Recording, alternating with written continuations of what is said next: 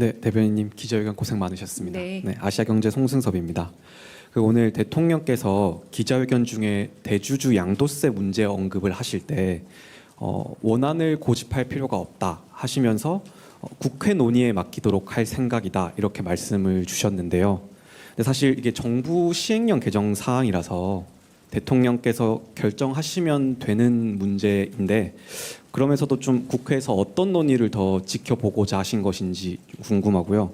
이게 대주주 양도세 기준을 50억 원 유지하기로 이제 결정이 확실히 된 것인지 좀 궁금합니다. 네, 제가 좀 말씀을 그냥 해석을 하는 차원에서 제 짐작과 해석을 말씀을 드리자면 어떤 좋은 제도나 어떤 좋은 세제가 있더라도 여러 부분에 있어서 국민적인 요구와 그리고 받아들일 준비 그리고 오해의 소지가 있다면 굳이 서두르지 않아도 된다라고 생각을 하십니다. 아까 말씀의 맥락을 들어보자면 종목별 50억, 10억 이 기준이라는 거지 총액 기준이 아니다라는 말씀도 하셨잖아요. 그러니까 어떤 한 특별한 종목에 대한 10억 과세를 이야기 원래 했었으나 이 부분에 대해서 국민적인 오해와 저항이 있는 것 같다. 그럼에도 불구하고 국회 논의를 지켜보겠다는 건 다름이 아니라 국회가 이제 민의의 전당이고 많은 분들의 의견이 모이는 곳이니까 국민적 의견을 듣겠다라는 말씀이시고 굳이 그렇게 여전히 좀 오해가 남아 있고 충분히 설명했음에도 불구하고 한 번 더 설명을 하신 거라고 보시면 될 것 같고요. 그럼에도 불구하고 여전히 저항감이 더 크고 불편감이 있다면 굳이 10억을 꼭 고집하실 필요는 없다라는 그렇게 들어보시면 크게 틀리지 않을 듯합니다. 근데 요거는 제 해석의 영역이라고 일단 말씀을 드리겠습니다. 아까 대부분 속보들이 나온 방향들도 그 방향으로 나온 것 같더라고요. 네. 네. 네, 저 TV조선의 최민식입니다. 그동안 당의 설명을 들어보면 이제 신문과 방송과 같은 레거시 미디어는 언론중재법으로 이제 징벌적 손배제를 도입을 하고 유튜브는 정보통신망법을 통해서 도입을 하자고 했었는데 오늘 대통령님 말씀을 들어보면 언론중재법을 건드리지 말고 이제 배상 제도를 도입하자 이렇게 말씀을 하셨거든요. 그럼 이게 정통법을 통해서 이게 다 함께 규제하는 게 맞는지 궁금하고요. 그리고 중과실에 대해서는 이제 손배를 해서는 안 된다고 또 말씀을 하셨는데 이게 당과도 좀 논의가 된 것인지 궁금합니다.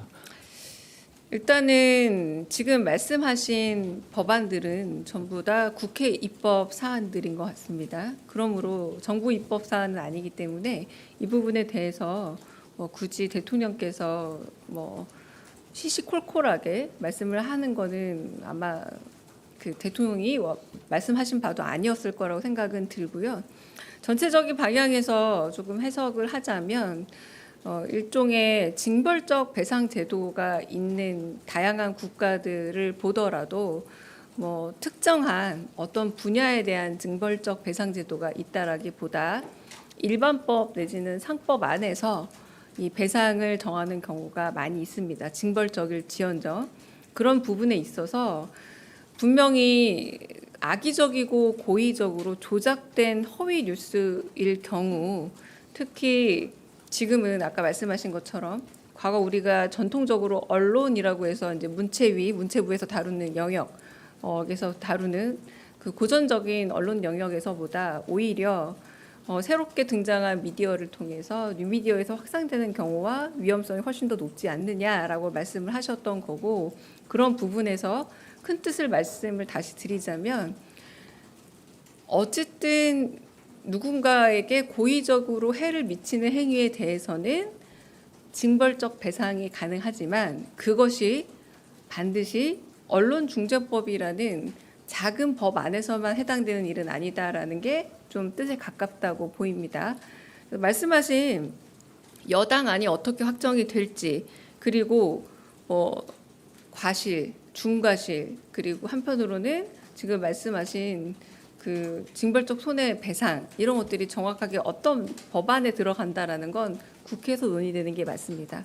그리고 대통령은 이 부분에 있어서 혹시라도 언론만을 염두에 두고 이 법안이 만들어지고 있다라는 것에 대한 오해는 없었으면 좋겠다라는 그런 의사를 표현하셨다고 보면 될 듯합니다.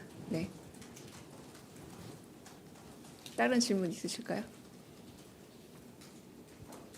네, 다른 질문 없으시면 여기 마치고요. 그리고 지금 그냥 비보도 전제로 조금 말씀드릴 게 있는데, 네.